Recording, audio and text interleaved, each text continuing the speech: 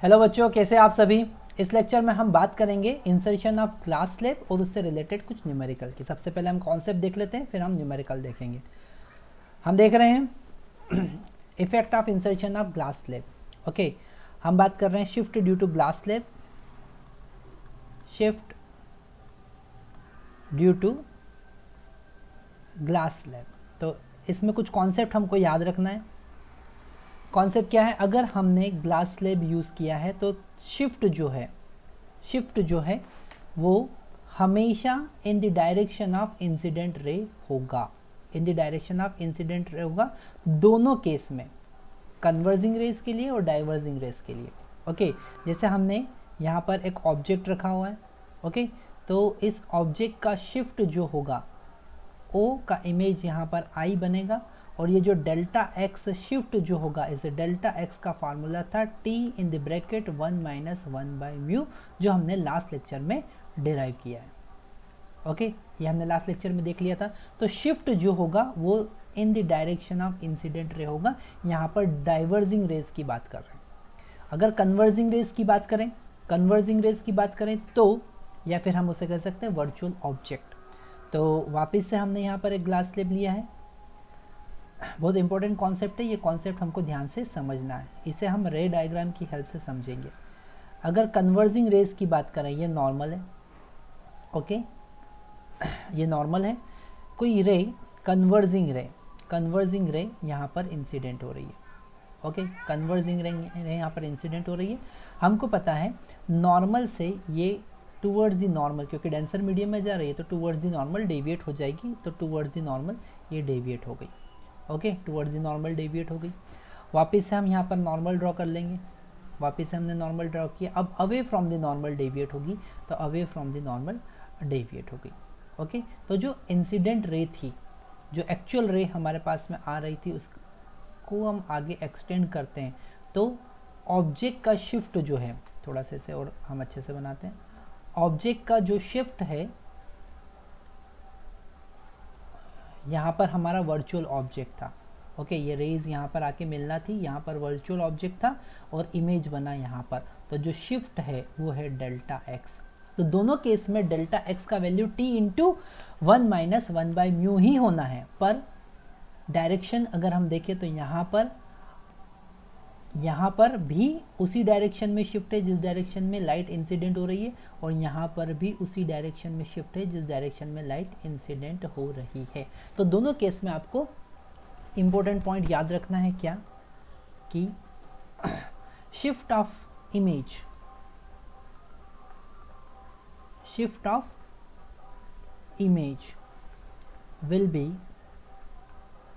will be always in the direction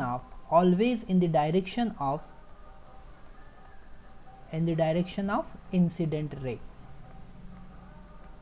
okay, incident ray. अभी आपको ये कॉन्सेप्ट सिंपल लग रहा होगा, पर जब इसका न्यूमेरिकल हम देखेंगे तो वहाँ पर इस कॉन्सेप्ट को जब मैं यूज़ करूँगा तो आपको थोड़ा सा कन्फ्यूज़न हो सकता है। इसलिए कॉन्सेप्ट में पहले आपको कॉन्सेप्ट बता रहा हूँ, और फिर कैसे उसका न्यूमेरिकल में हम यूज़ करेंगे।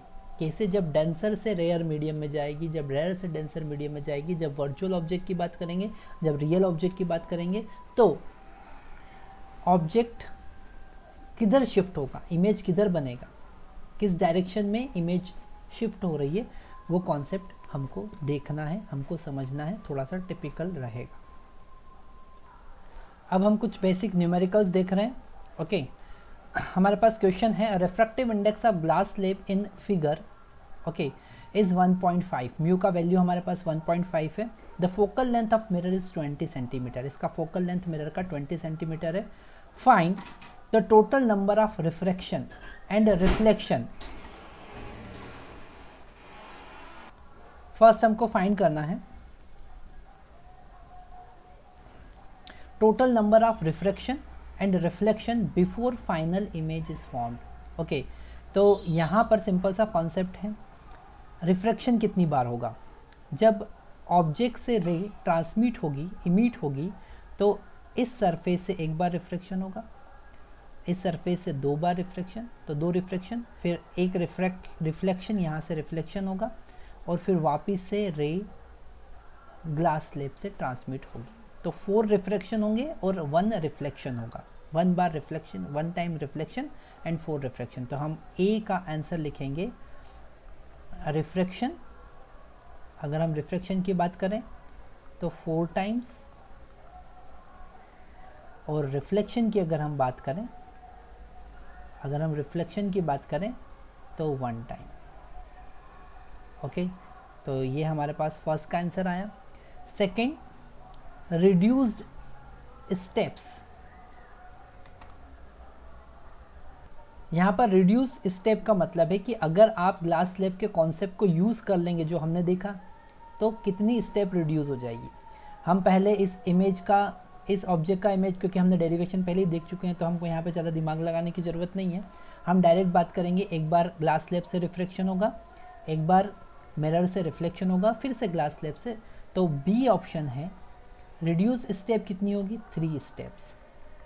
ओके, 3 स्टेप्स, 2 बार रिफ्रैक्शन बाय ग्लास स्लैब और 1 बार रिफ्लेक्शन बाय मिरर। तो यहाँ पर ये वाला कॉन्सेप्ट भी हम देख चुके हैं। इस इमेज को थोड़ा सा हम क्लीन कर देते हैं, ओके, क्योंकि हमको सी वाला पार्ट सॉल्व करना है। अब सी वाले पार्ट में क्या करा, value of x so that the final image, this is the x, यहाँ से ये एक्स कितना होना चाहिए, so that the final image coincide with the object. Okay, तो यहाँ पर अगर हम बात करें final image coincide with the object, मतलब कि मिरर के केस में जो रे आना चाहिए वो कहाँ से आना चाहिए, उसके सेंटर ऑफ कर्वेचर से आना चाहिए। तो पाथ रिट्रेस करती है, ठीक है, ये पॉइंट हम लिख लेते हैं। When light rays passes through C for the mirror,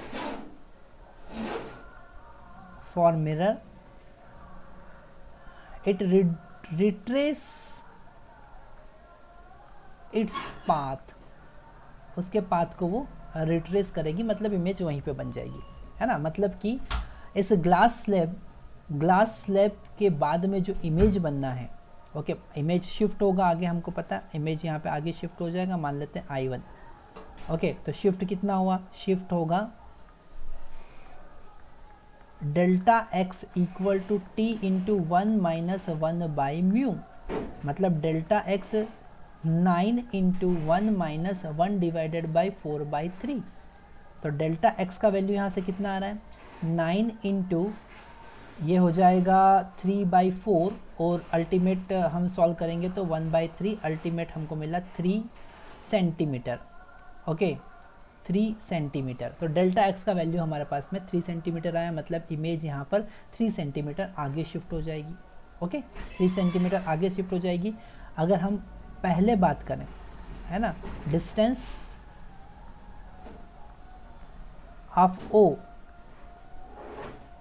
from mirror अगर हम देखें तो वो था 19 प्लस एक्स, पर अगर I1 की बात करें, distance of I1 from mirror कितना हो जाएगा, 19 प्लस एक्स माइनस 3, मतलब कि 16 प्लस एक्स। ये कितना हो जाएगा, 16 प्लस एक्स। अब ये 16 प्लस एक्स हुआ, और I1 जो होना चाहिए सेंटर ऑफ कर्वेचर होना चाहिए, तो पाथ रिट्रेस होगा, और पाथ रिट्रेस होगा तो इमेज कोइंसाइड करेगी ऑब्जेक्ट को, ठीक है। मतलब 16 plus X should be equal to R। What is R? It is 2F। So 16 plus X equal to 2 into how much, 20। Okay, focal length कितना दे रखा, 20। तो यहाँ से x का वैल्यू कितना आ जाएगा, 40 माइनस 16 इज 24 सेंटीमीटर, 24 सेंटीमीटर। तो यहाँ पर हमको पता चला ये कॉन्सेप्ट बहुत इंपॉर्टेंट है। अगर हम कोइंसाइड करवाना चाहें इमेज को, अगर हमको कोइंसाइड करवाना है ऑब्जेक्ट से, तो पाथ को रिट्रेस करना पड़ेगा in case of mirror. Okay, तो ये वाला कॉन्सेप्ट हमको समझ में आया।